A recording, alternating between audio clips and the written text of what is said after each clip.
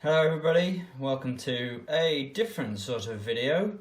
Today I'm going to do a review on this Fmais camera, or Fmais camera, that I bought for under £20 to answer the question, can you buy an action camera for less than £20? Well, technically yes, because I have, but is it any good? Okay, so I've taken the camera out of the box. Also out of the box is the SportsCam waterproof full HD 1080p instruction manual. We'll go through that in a second. And the box itself, 2-inch screen. Now I like my action cameras to have screens rather than to be able to link up to my phone. That's just a personal choice. So these are your colour options. I went for black. I think that was just default. I'll have a link in the description where I got this from. I got it off Amazon, so I'll put that in the description for you. Along the side here we've got enjoy it, love it, mount it, wear it, and some of the specifications here on the screen now.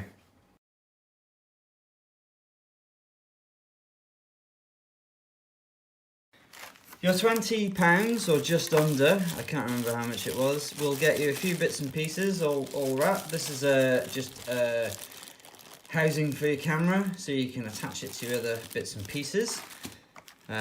You'll have a clip. This clip will go onto a helmet or like a GoPro bra.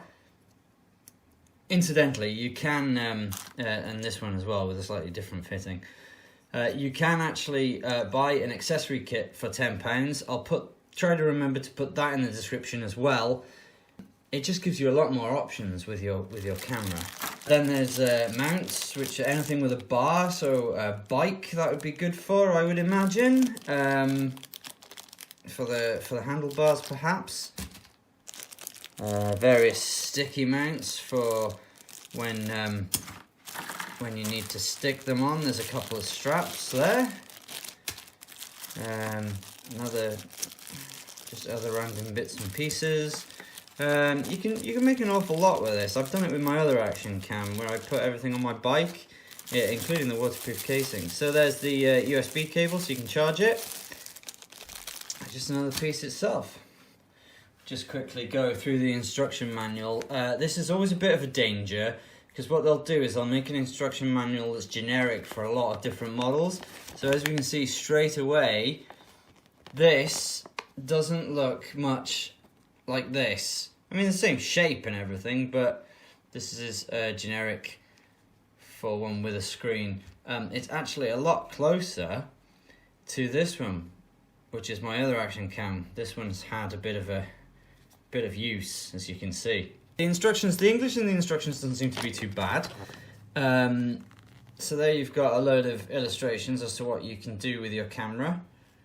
The numbering system seems to be very strange. Also, I've noticed that on this camera compared to my other action camera, the settings are a little more difficult to negotiate. So you get a little sound when it turns on.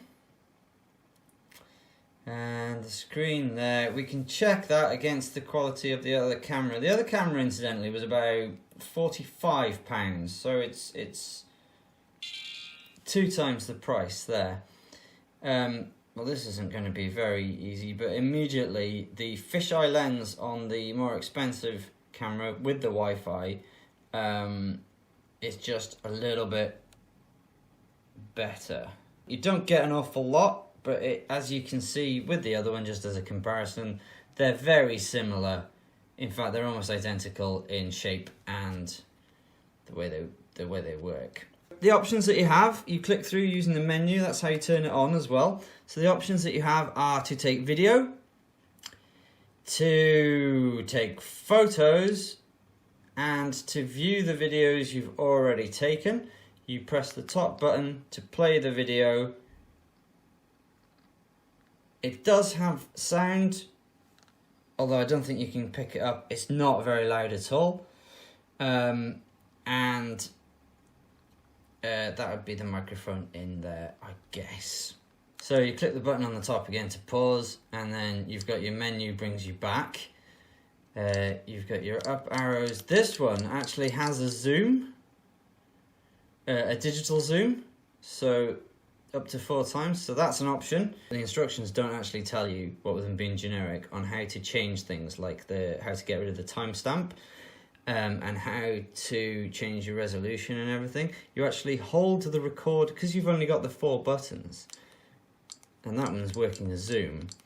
You actually hold the record button down to get into the settings. So a short press starts the recording. And there we go, it cycles down to 0. So the other number told you how much time you had left recording. And then this is cycled down to 0, and we recorded 9 seconds worth. The final thing I'll mention, just turn it off. Okay, it doesn't want to turn off. There we go, nice little tune. Two of the things I'll mention is that it has the same auto screen off after a minute as this one does. I assume you can change that in settings, but I haven't tried.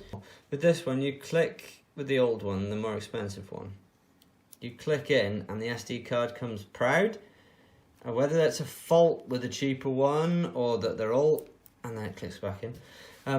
Whether it's a fault with this one or because it's cheaper or what, but you can't click that out. The only way I found to pull that SD card out once it's in is to use a very sharp implement and sort of tease it out. So I don't know, it could be a fault that I've got with this camera, or it could be like that on all of them. Okay, now I'll show you some side-by-side footage, probably to some music montage that I'm not going to talk over, so you can see how the difference is in recording.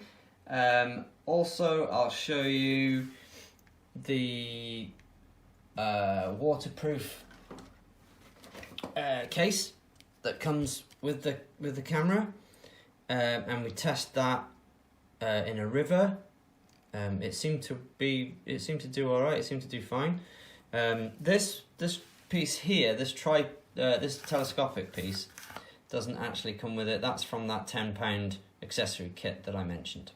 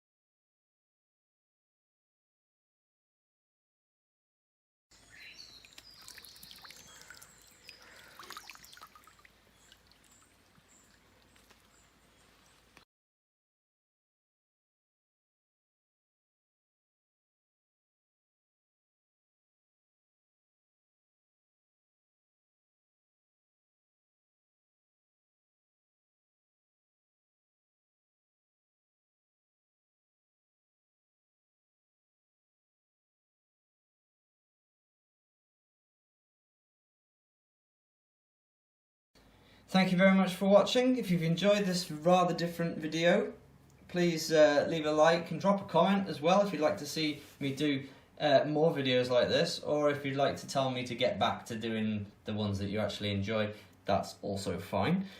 Can you buy an action camera for less than £20? Yes, you can, but you probably shouldn't.